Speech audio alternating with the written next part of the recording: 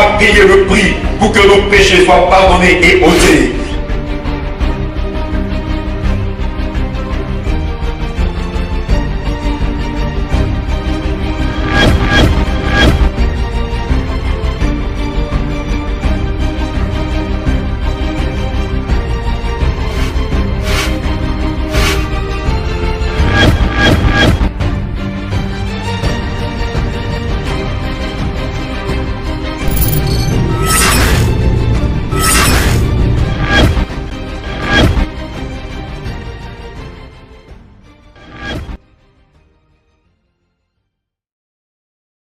L'évangile qui sauve, le vrai. Le mot évangile signifie tout simplement bonne nouvelle. L'évangile, eh bien, la Bible nous dit que l'évangile est une puissance de Dieu pour le salut de quiconque croit. Nous lisons dans Romains chapitre 1 verset 16. Je n'ai point honte de l'évangile.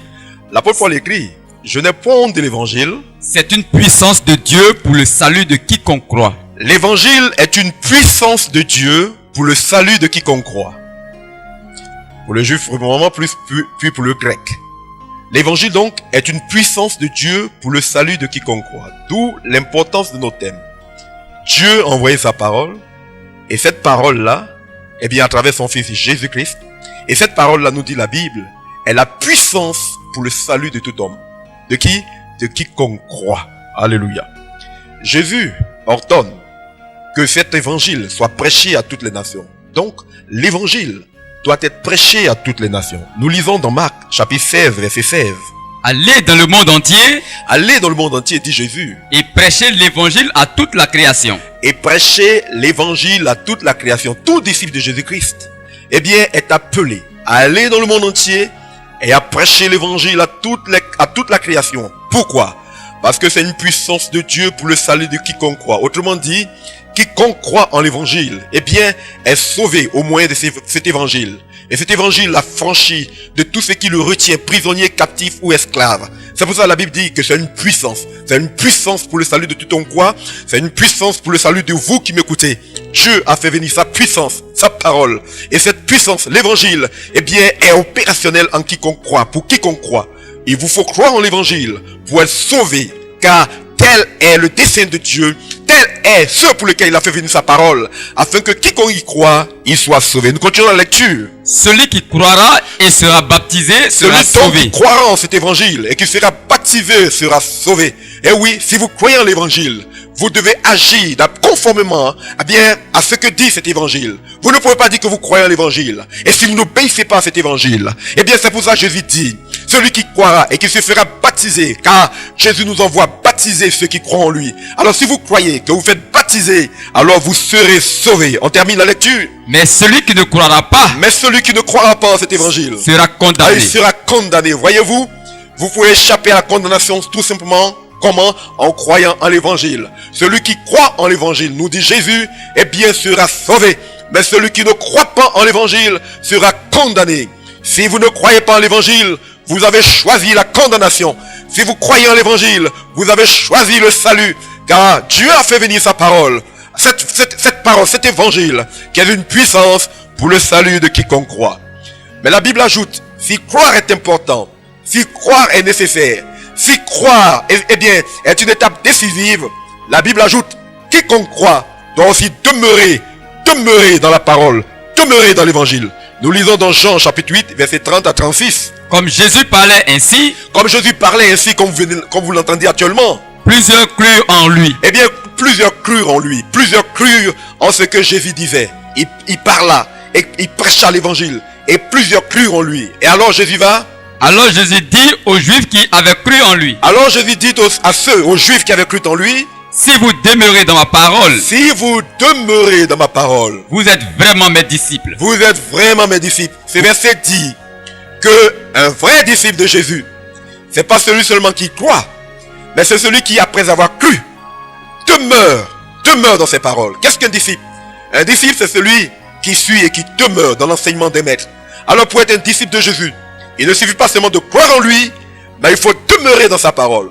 C'est pour ça qu'il dit à ceux qui ont cru en lui, si vous demeurez dans ma parole, dit Jésus, vous êtes vraiment mes disciples. Et alors vous connaîtrez la puissance de l'évangile. Qu'est-ce qu'il fera? Qu'est-ce que cet évangile fera? Vous connaîtrez la vérité. Vous connaîtrez la vérité. Et la vérité vous rendra libre. Et la vérité vous rendra libre. Et ils vont dire, nous n'avons jamais été esclaves de quelqu'un. Comment peut-il dire que nous deviendrons libres? Alors Jésus ajoute, En vérité, en vérité, je vous le dis. je vous l'ai dit, Quiconque commet le péché celui qui pratique le péché est esclave du péché. est esclave du péché. Si donc le Fils vous affranchit, Si donc les fils au moins de sa parole dont vous affranchit, vous serez réellement vous libre. serez réellement libre. Eh bien, je veux vous dire ceci à vous qui m'écoutez. Si vous croyez en Jésus, il vous faut demeurer dans sa parole. Et si vous demeurez dans sa parole, vous comprendrez alors pourquoi la Bible dit que c'est une puissance de Dieu pour le salut de quiconque croit. C'est une puissance pour vous affranchir du péché et de tout ce qui domine sur vous, règne sur vous.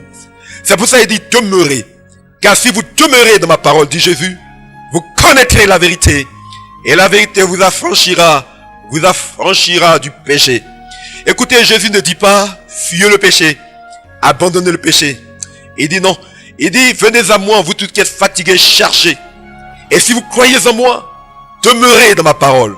Et si vous demeurez dans ma parole, alors vous serez affranchis du péché.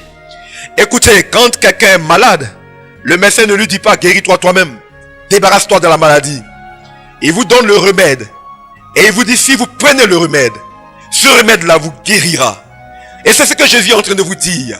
Si vous prenez le remède, et si vous demeurez dans sa parole, alors cette parole fera ce que vous ne pouvez pas faire de vous-même.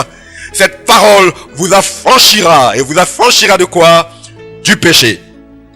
Mais celui qui ne demeure pas dans cette parole, eh bien la Bible dit, il a ni le Père ni le Fils.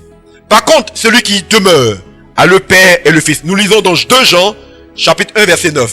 Quiconque va plus loin Et ne demeure pas dans la doctrine du Christ ne demeure pas dans la doctrine, dans l'enseignement, dans la parole, dans l'évangile de Jésus-Christ, n'a pas Dieu. il n'a pas Dieu. Celui qui demeure dans la doctrine Par contre, celui qui demeure dans la doctrine de Jésus, donc dans sa parole, dans l'évangile, dans son enseignement, a le Père il a à la fois le Père et le Fils. et le Fils. Quiconque va plus loin et ne demeure pas. Écoutez, si vous ajoutez à la parole de Jésus-Christ des choses qu'il n'a pas dites, eh bien vous n'avez ni le Père ni le Fils.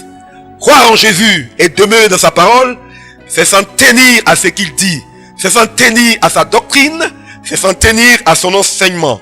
Si vous allez collecter, ramasser des enseignements bizarres, ou sortir des enseignements qui non scripturaires, qui ne font pas partie de ce que Jésus a enseigné, de ce que Jésus a dit, eh bien je vous informe que alors vous n'avez ni le Père ni le Fils.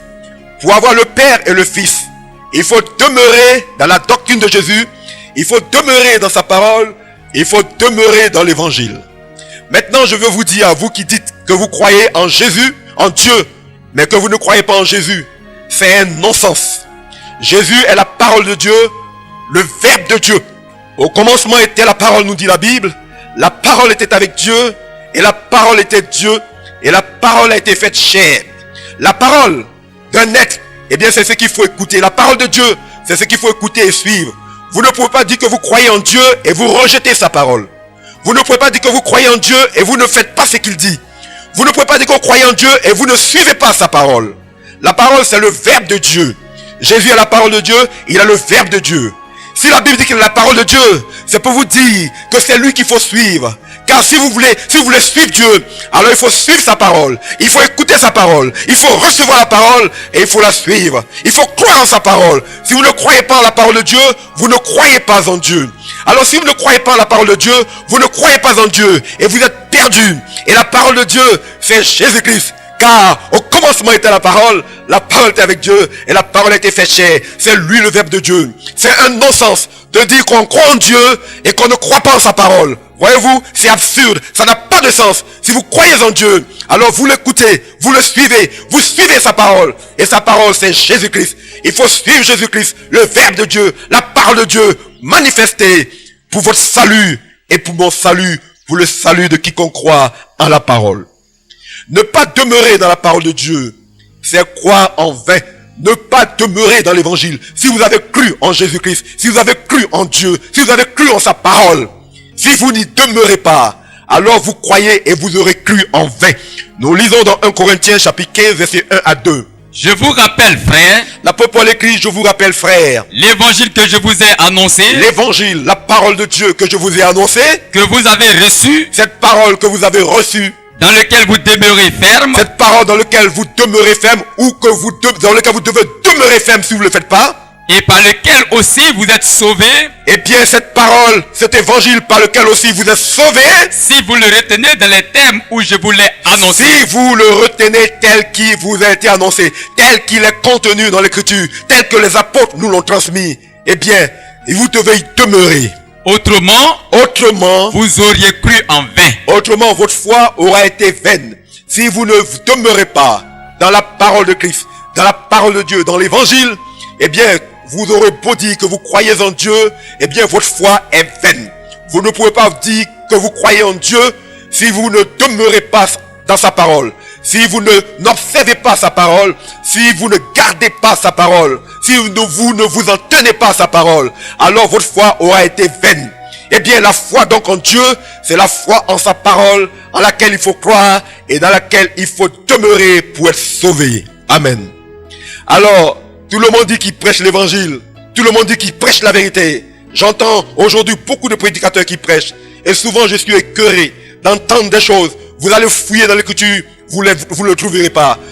Je suis écœuré de voir des pratiques dans l'église. Vous allez fouiller dans l'écriture, vous ne le verrez pas. Et cependant, tous affirment prêcher l'évangile, le vrai.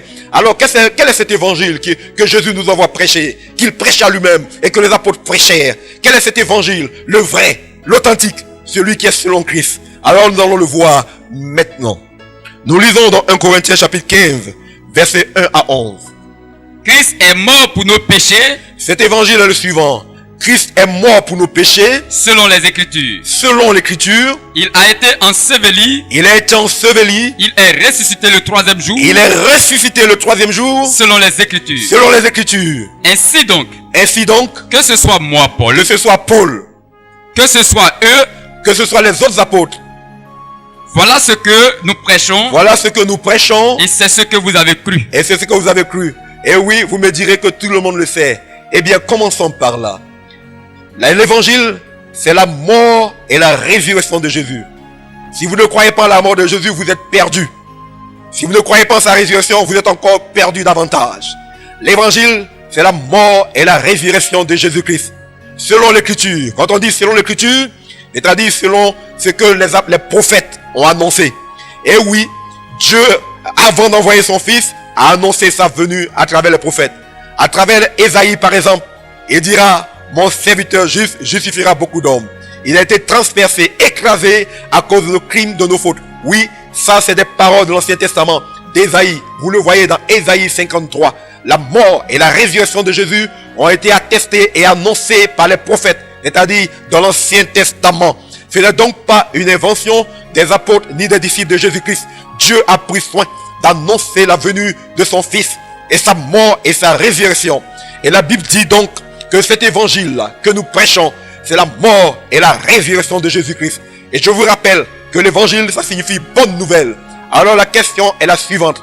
Comment la mort d'un être, comment la mort de Jésus-Christ, du Fils de Dieu, peut-elle être une bonne nouvelle pour nous?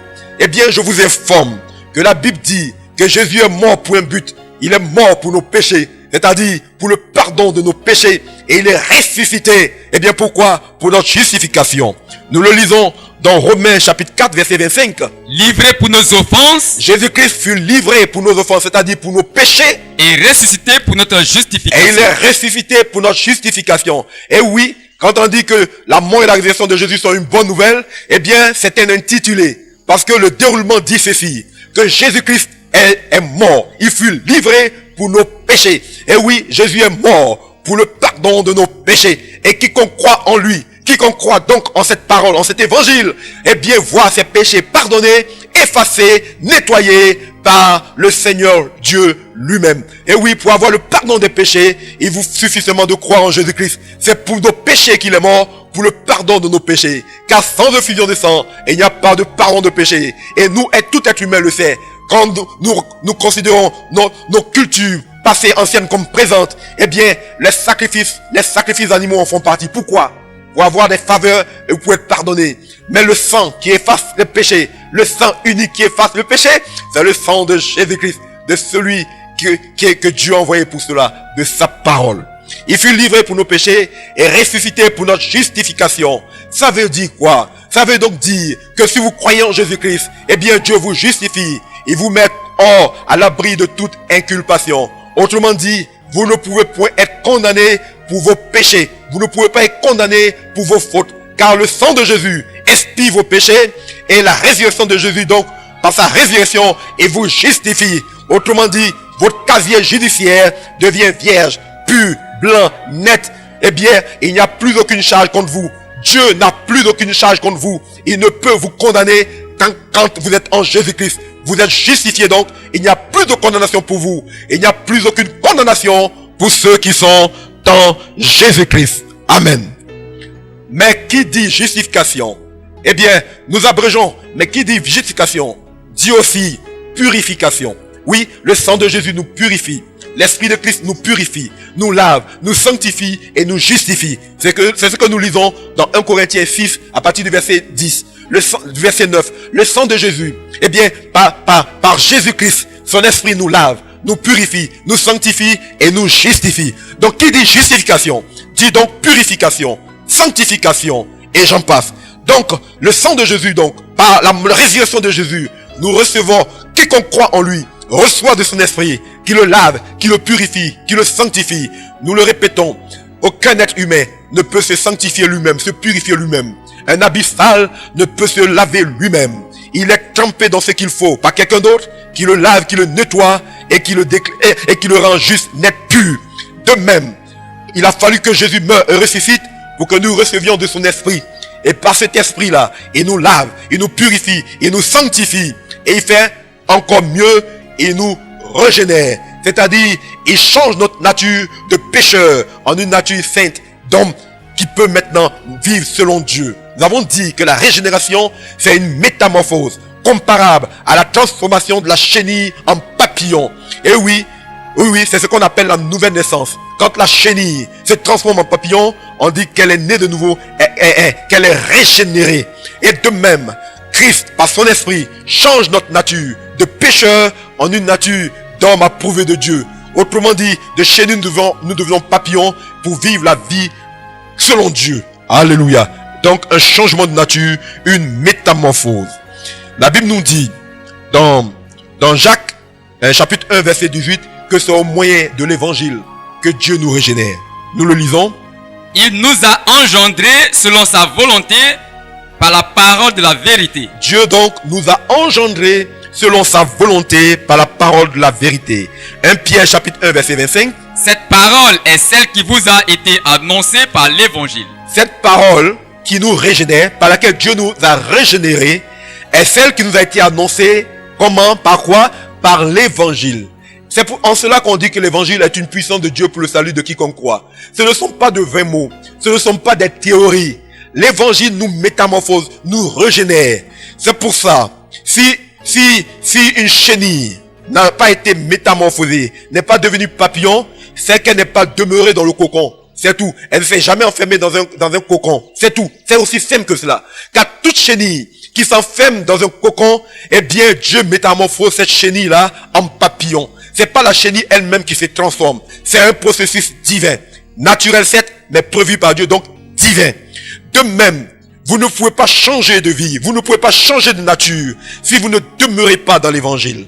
Si vous ne demeurez pas, si la chenille ne demeure pas dans le cocon, elle ne deviendra jamais un papillon. Si vous ne demeurez pas dans l'évangile, je veux dire, dans la doctrine de Christ, je veux dire, dans l'enseignement de Christ, alors vous ne serez jamais métamorphosé. Vous ne serez jamais une nouvelle créature. C'est ce que nous sommes en train de dire. Celui qui croit en l'évangile doit demeurer dans cet évangile. Et si vous demeurez dans cet évangile, c'est Dieu qui vous métamorphose. Ce n'est pas vous qui vous transformez. Ce n'est pas vous qui vous métamorphosez. La Bible dit, et je le répète, il nous a engendrés selon sa volonté. Il nous a recréés selon sa volonté. Il nous a réenfantés selon sa volonté par la parole de la vérité. Et cette parole, c'est celle qui vous a été annoncée par l'évangile. Si vous recevez l'évangile, alors vous donnez le moyen au Dieu, à Dieu, à Christ, le prétexte proteste au Seigneur de vous métamorphoser au moyen de cette parole. Si quelqu'un a le palu et qu'il prend, eh bien, les quinines qu'il faut, les médicaments qu'il faut, c'est ce médicament-là qui va le guérir. Si vous prenez l'évangile et que vous demeurez dans cet évangile vous métamorphose et fait de vous un être nouveau, un être recréé, donc un être régénéré. Et si Dieu nous régénère de la sorte, nous sommes en train de vous exposer l'évangile, le vrai. Si Dieu vous régénère de la sorte, nous a régénérés, c'est pour un but. C'est en vue d'un héritage glorieux, céleste. Nous lisons, si nous régénère de la sorte, c'est avant tout pour que nous ne puissions plus mener la vie de chenille, mais la vie de papillon. Donc, c'est pour que nous ne pratiquions plus le péché. Nous lisons dans 1 Jean chapitre 3 verset 9. Quiconque est né de Dieu ne commet pas le péché, ne pratique pas le péché. il ne le peut puisqu'il est né de Dieu. Puisqu'il est né de Dieu, c'est aussi simple que cela. Si une chenille est métamorphosée, elle ne peut plus mener la vie de chenille. Le papillon ne peut plus vivre comme une chenille. Certes, le papillon autrefois était chenille, mais dès que le papillon a été métamorphosé, dès que la chenille a été métamorphosée en papillon, eh bien ce papillon ne peut plus vivre comme une chenille. C'est impossible. C'est ce que la Bible nous dit. Quiconque est né de Dieu, quiconque est donc un être nouveau, un être métamorphosé, régénéré, ne peut plus vivre la vie de pécheur, la vie de païen. C'est pas possible. C'est une nature nouvelle que nous avons. De même que le papillon ne peut plus vivre comme il était autrefois papillon. De même, un être nouveau, régénéré, ne peut plus pratiquer le péché comme il le faisait quand il n'avait pas été régénéré. C'est pour ça on dit, pour être affranchi du péché, il vous suffit de croire en l'évangile et d'y demeurer. Et le processus, Dieu s'en charge. Parce que cet évangile a le pouvoir, la puissance de vous métamorphoser et de faire de vous de chenilles que vous étiez, c'est-à-dire de pécheurs, en un être nouveau qui vit selon Dieu. Et enfin, si Dieu nous régénère, c'est pour un but, un avenir glorieux. C'est pas seulement pour que nous vivions comme des papillons sur cette terre, ce qui est agréable et merveilleux, certes, mais c'est pour un avenir glorieux qui nous réserve dans les cieux. Nous lisons dans 1 Pierre, chapitre 1, verset 3 à 4. Béni soit le Dieu et Père de notre Seigneur Jésus, Béni soit le Dieu et Père de notre Seigneur Jésus-Christ, qui selon sa grande miséricorde, qui selon sa grande compassion, miséricorde, nous a régénérés par la résurrection de Jésus-Christ. Comment? Par la résurrection de Jésus-Christ. Voyez-vous, mort pour nos péchés, ressuscité pour notre justification, ressuscité pour notre régénération, c'est-à-dire pour notre métamorphose. Donc, par la régénération de Jésus-Christ entre les morts, pour une espérance vivante. Pourquoi? Pour une espérance vivante. Pour un héritage qui ne peut ni se corrompre, pour un héritage incorruptible, ni se souiller, un héritage qui ne peut se souiller, ni se flétrir, un héritage qui ne peut se flétrir, qui nous est réservé dans les cieux. Et qui nous est réservé dans les cieux.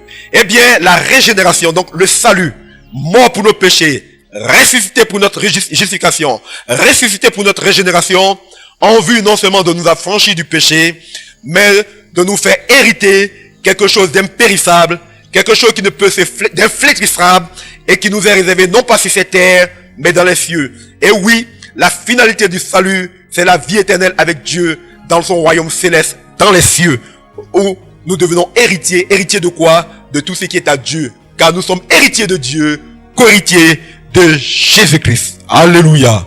Alléluia. Et la Bible ajoute que cet héritage incorruptible ne peut être hérité par ce qui est corruptible. C'est-à-dire quoi? Que ce corps fait de chair et de sang ne peut vivre éternellement dans le royaume des cieux. L'être humain, tel qu'il est, fait de chair et de sang, ne peut entrer dans le ciel. Dieu va faire une autre chose, une seconde métamorphose que nous lisons dans Philippiens chapitre 3 versets 20 à 21. Pour nous, notre cité est dans les cieux. Pour nous qui avons cru et qui demeurons dans la parole, dans l'évangile, notre cité, c'est-à-dire notre demeure, notre patrie est dans les cieux. De là, et des cieux donc, nous attendons comme sauveur le Seigneur Jésus-Christ, comme sauveur le Seigneur Jésus-Christ, qui transformera notre corps humilié, qui reviendra donc et qui transformera ce corps humilié mortel, en le rendant semblable, à son corps glorieux, par le pouvoir efficace, qu'il a de s'assujettir, que Jésus-Christ a de s'assujettir à toutes choses. Et oui, quand Jésus vient, c'est pour transformer ce corps corruptible mortel en un corps glorieux. semblable au corps glorieux qu'il a maintenant du fait de sa résurrection. Et oui, nous serons semblables à Christ. Nous serons comme lui, un corps glorieux. Comment? C'est lui qui nous métamorphosera, qui transformera ce corps fait de chair et de sang en un corps glorieux, incorruptible et immortel. La Bible ajoute que cette perspective glorieuse ne saurait être atteinte sans épreuve et sans tribulation. Et oui, sur cette terre, nous sommes confrontés en tant que croyants, en tant que fidèles disciples de Jésus-Christ, nous sommes confrontés et serons confrontés à des épreuves et à des tribulations.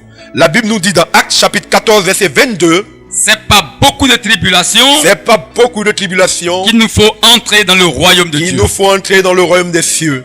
C'est pas beaucoup de tribulations qu'il nous faut entrer dans le royaume des cieux. Dans la parabole du semeur, Jésus dit, eh bien, certains ont reçu la semence dans les endroits pierreux. Il dit, c'est le soleil. Quand le soleil s'est levé, ça a séché. Ça, c'est les persécutions et les épreuves. Et oui, nous chrétiens sommes souvent confrontés à des persécutions ou à des épreuves ou à des tribulations.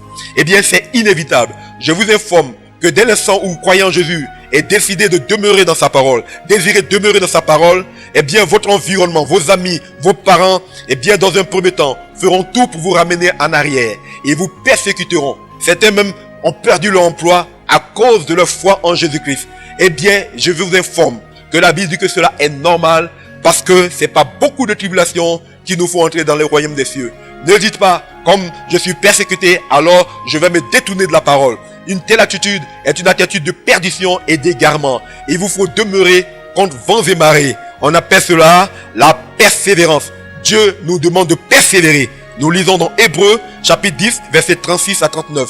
Vous avez en effet besoin de persévérance. Vous avez en effet besoin de persévérance. Afin qu'après avoir accompli la volonté de Dieu. Afin qu'après avoir accompli la volonté de Dieu, donc en demeurant fidèlement dans sa parole et en suivant sa parole, vous obteniez ce qui vous a été promis. Alors vous obteniez votre héritage promis, l'héritage céleste.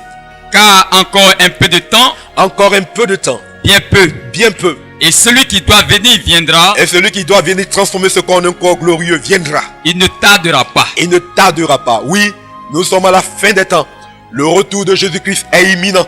Toi qui crois que tu as encore le temps, eh bien, je t'adjure devant Dieu de te tourner et de croire en Jésus-Christ et de demeurer dans sa parole contre vents et marées, car le temps est court.